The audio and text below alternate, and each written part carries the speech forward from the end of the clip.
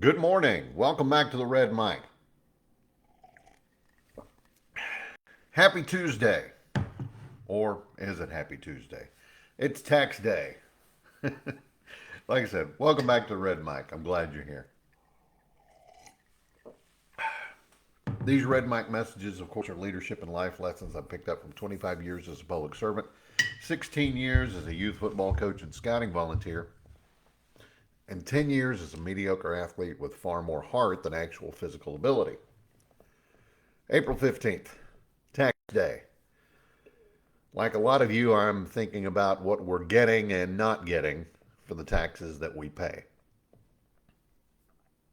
There's an old saying that if you put a drop of frog in boiling water, they're going to jump out immediately. But if you put them in cool water and then slowly turn up the heat, that frog's going to stay until they boil. That's not a metaphor for comfort.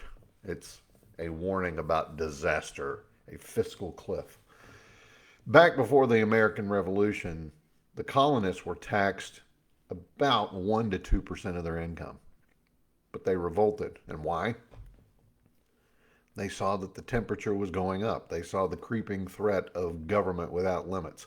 They weren't about to sit and get cooked. They threw their tea into the harbor and said, no, we're not going to put up with this.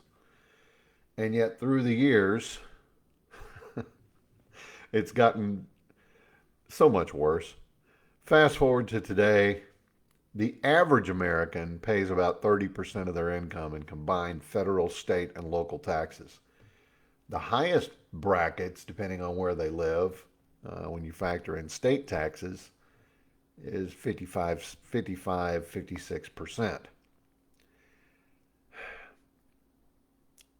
And we're doing all this in a system where the national debt is now around 34 trillion with a T trillion dollars.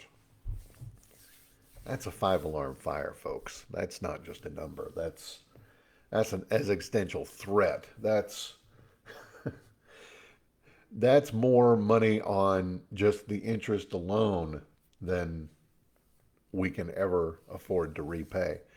I've been following the Doge thing, debt owed to the government effort. And it was a good idea. Root out fraud, waste, abuse, unpaid obligations, and close that federal budget gap. But all the numbers, all the news seem to indicate it's only identified about 150 billion with a B in recoverable funds. At the high end in a system that's bleeding trillions, that's a drop. I mean, that's a drop in the bucket. That's a rounding error.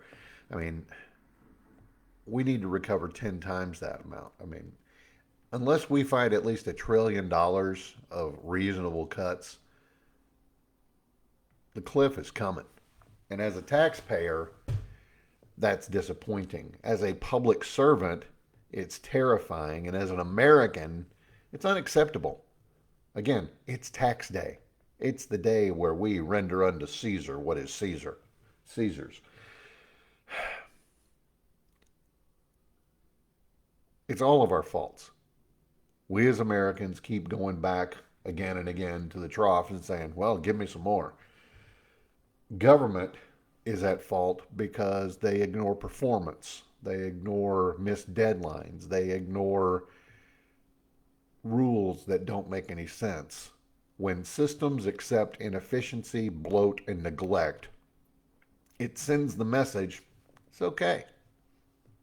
Sit tight. The water's fine. It's not that hot. Yeah, it's getting a little warmer, but no, we are all the frog in this situation. It's heating up. It's approaching that boiling point. Once it starts boiling, we're done. There's nothing we're going to be able to do. The financial pressure on the country is existential. The cost of complacency and dollars and morale and security, we can't afford it. So I would like to challenge everybody.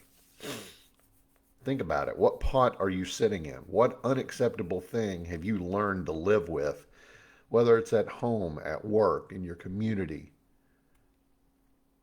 nothing's going to change until we as Americans all rise up and say, okay, this is enough. We've had just enough. Turn off the heat. Cool this water down, because otherwise it's going to boil over and steam rises and goes away, and we'll never see it again. So we have to step up. We've got to say, yeah, this pot's getting too hot. Turn off the heat. We've got to do it. We've got to have the collective will as a nation to say, we're done. We are no longer going to be the frog in your pot of boiling water. And that's today's Red Mike message, brought to you on the one day of the year where every American feels the temperature of that pot getting hotter and hotter and hotter. I hope you found it interesting. I hope you find it hopeful. I hope you'll do something about it. Call your congressman. He says, quote, I'd like to help you, son, but you're too young to vote. No, I'm kidding. Anyway, I'm glad you're here, working from home today. Got a lot to do, but slept in a little bit. Thank you. Didn't have to get up and leave at the crack of early. I appreciate y'all being here. I'll see you again tomorrow. Don't forget, life is short. Drink the bourbon.